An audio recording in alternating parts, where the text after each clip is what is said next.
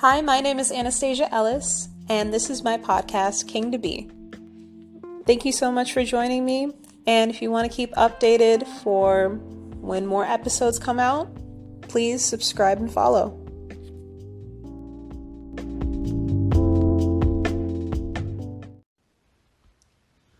So, I wanted to talk a little bit about how I feel about my parents now versus how I felt about my parents as a kid.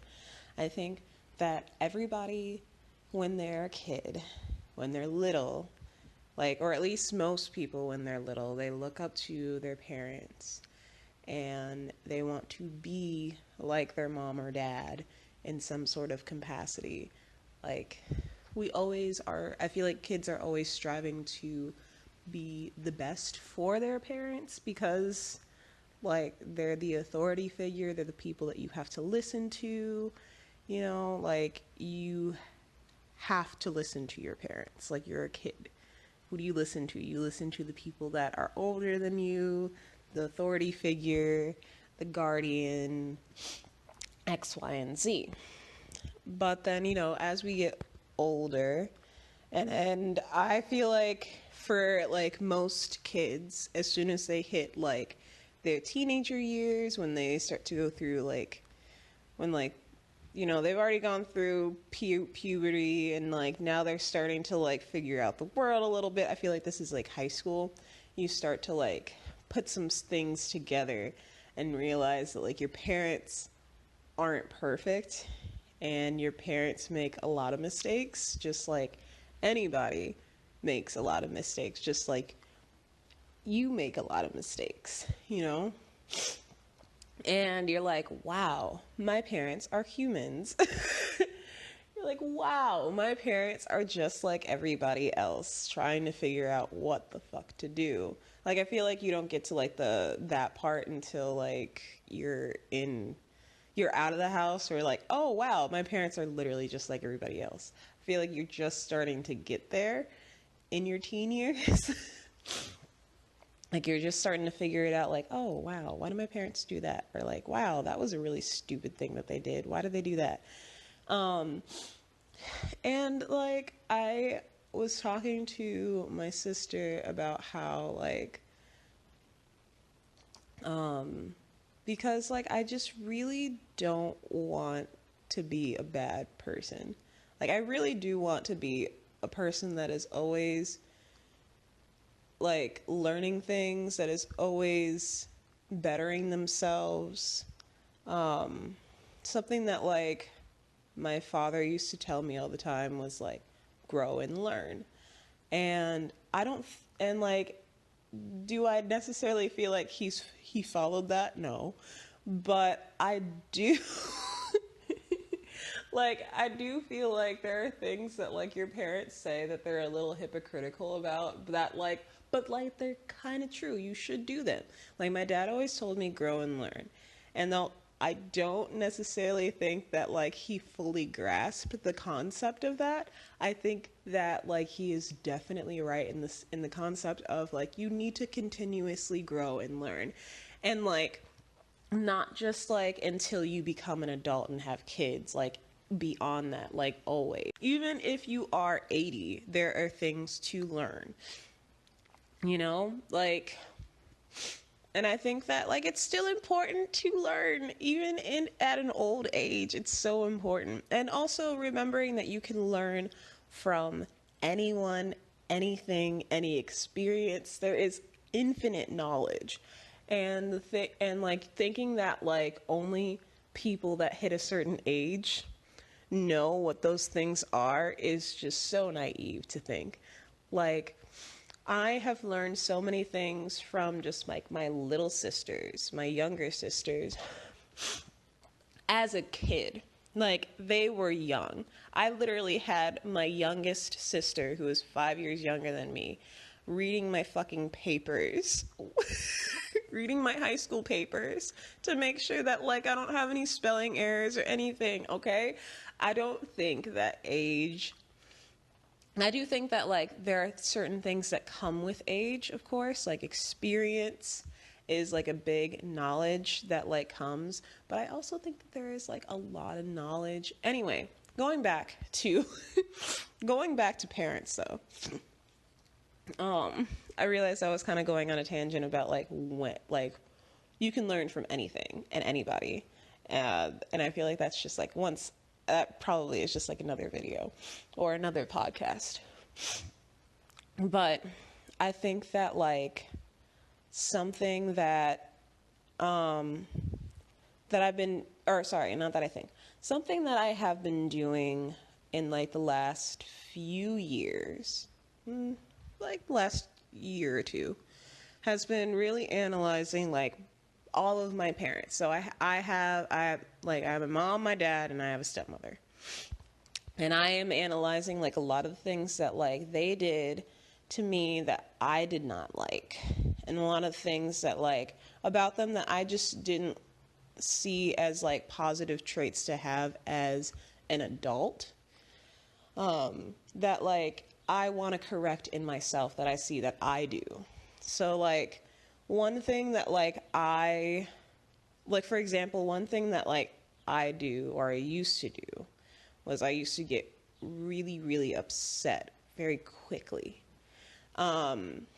Like I used to have a short temper, especially as a kid. Like as I got older, it definitely like mellowed down. And I also realized too, like a lot of the times, like I just needed to like calm down, breathe and everything too. But I also noticed that like that was a characteristic that like not only did I hold, but also like my sisters held and my parents held.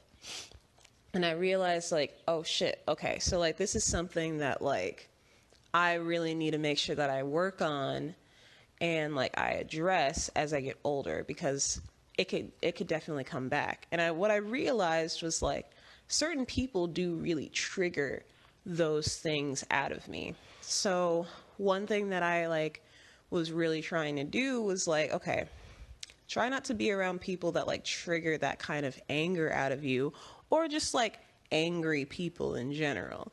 Like, and I don't mean like people, like, I don't mean like, you know, somebody that like is the most innocent person in the world and they have like a flare up, you know, like I'm not talking about the nicest person in the world having a flare up. I'm talking about people that like are literally like, I choose violence.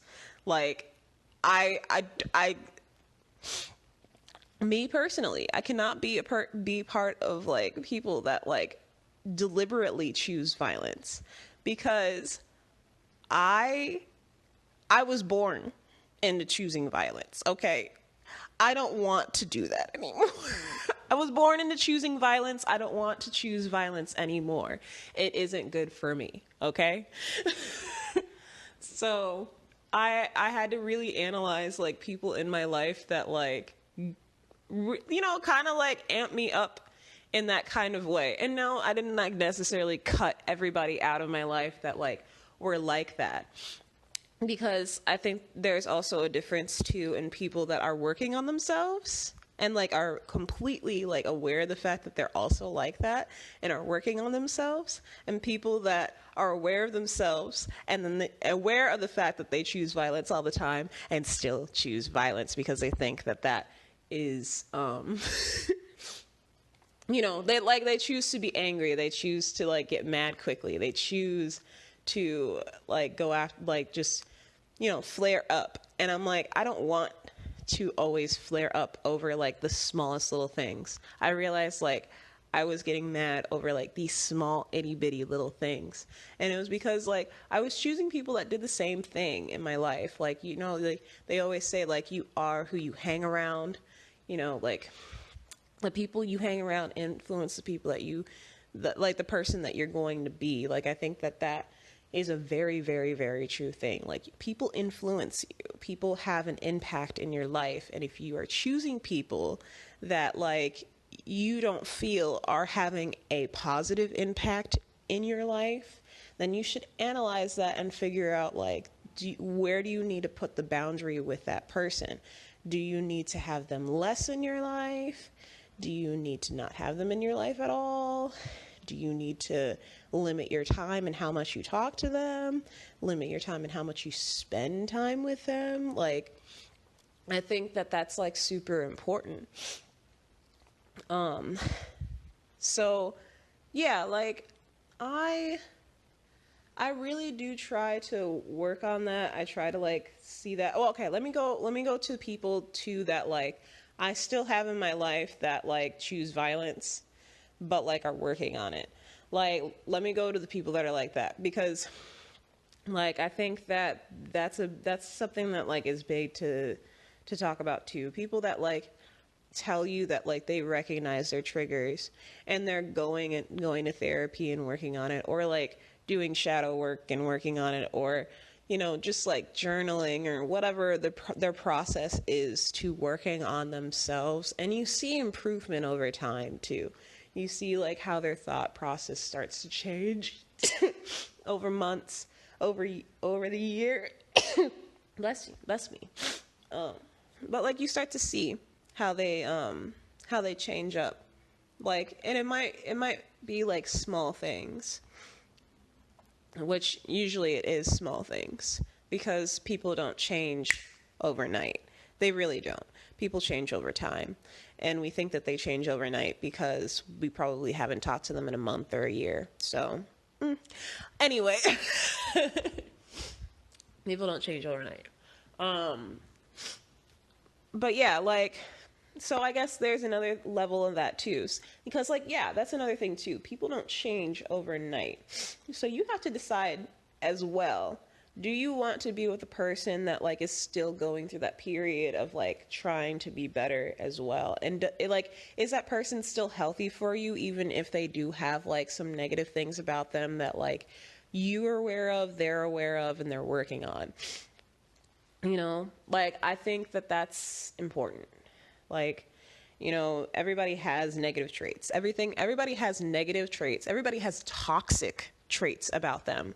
Let's go there. Everybody has toxic traits about them because like, let's let's be honest, like not everybody is for everybody.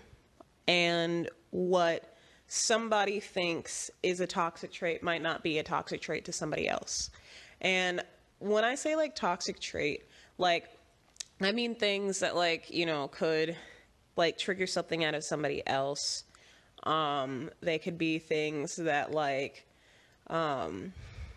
you deem as red flags. You deem as like somebody that like might be still immature in some sort of way, or types of stuff like that that are toxic, that like just kind of put you in like a negative space of feeling, and it doesn't make you feel good. Everybody has like that toxic trait that like people can pinpoint out, or whatever, people can feel. Everybody has that. And I think that like where was I going with that? I think like, oh, okay, I think that you have to decide whether or not you want to deal with that toxic trait, that red flag in that person. Like, because everybody has them. It's just it just depends on like how bad it is, and can you deal with it? Can you work through it? Like, can you express how you feel about it to that person and have them like meet you halfway with it, and like work on themselves with it? Like, I think that is very, very important. um but yeah, like, so with that being said, you really do have to decide whether or not like certain people are good for you and which people are like not good for you. And like, they don't need to be like, in fact, like I think everybody isn't 100% good for you. I think that like there's no like 100%, not even your partner. I feel like there are things that like you're going to have to help your partner out with. There are things that your partner is going to have to help you out with. You're not going to be 100% perfect for somebody ever. So then it comes to the part of like, are you willing to stick with that person? Is that person good for you? I feel like I'm repeating myself again. But yeah, like that's the reason why I like to really analyze like what my parents are doing that I don't like about myself. Especially since I don't have the best relationship with my parents. Like, well, one, my mom is dead. So, like, I can't really have any more of a relationship with her than I already had. I had a beautiful relationship with my mom. But, like, there was also a lot of, like, there were also things there, too, where I knew that there were things about my mom that she was doing to me as a kid and saying to me as a kid that was not right. And that's kind of the same thing with, I mean, it is the same thing with my parents that are still alive, where like there are things about them that like I realize that I do that like I don't want to do anymore. And things about them that like I just like don't want to be anymore. There are still things about my parents that I love and adore that like I can recognize in myself and all three of them that like I adore that I do. And like I embrace those parts. But like I'm not gonna I don't want to like a lot of people are talking about like family patterns and continuing and like not wanting to continue like toxic family patterns. And I agree with that 100%. Like just because your parents didn't doesn't mean that it was good for you. And I can think of like a lot of things in my childhood that like still put me in a negative spot today where like I have to like like I have memories like with all three of them where I'm like I have to work like I'm still working through those traumas.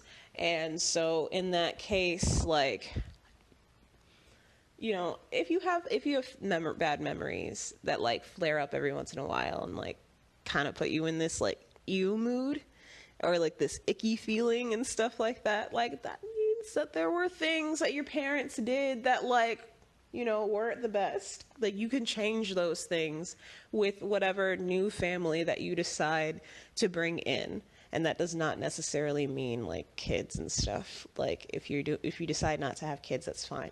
But like the people that you decide to bring into your life, the people or the person that you decide to be in life, like does not need to be what your parents were. It can change. You can see, even if you had the best parents on earth, your parents made a mistake at one point. Okay, they're human. They made a mistake at one point. What can you change to make the pattern better? I think that like there is such a huge benefit in trying to make the next generation as best as it can. Leave the world better than you came into it. So like yeah, like why not try to better yourself in that sort of way? So that's the purpose of me talking today. I just really wanted to talk about how I felt about changing characteristics in myself that like I deem as toxic, that like I see in my parents. I think that that was like something that helped me identify I think that was something that really helped me identify like more of my toxic traits that like I just was not seeing. Cause like, like it or not, we come from our parents. We have a lot of the same traits as our parents. And also like too, cause like I did include my stepmother in this as well. Like in my explanation with it, I think it also like if you have a guardian that is not like blood related to you, I think that it's important too to remember that like you're influenced by those people too. So like who else in your family were you like adult figure wise were you like really really really close to and looked up to? Like, what toxic traits are a part of them? Like, that's even having me think, like, a little bit more. What toxic traits did they have that you deem to not be okay for an adult to have? And do you have any of that? You know? Like, don't be so hypocritical about it. I guess I'll just, like, leave it on a Michael Jackson quote, because, like, I feel like I have been saying this quote way too fucking much. Like, I've been screaming it at people because I swear to, well, people, I've been screaming it at my boyfriend because I've been trying to, like, get it into my head. Oh my God. But anyway, ending it on this Michael Jackson quote. I'm starting with the man in the mirror. I'm asking him to change his ways. And no message could have ever been clearer.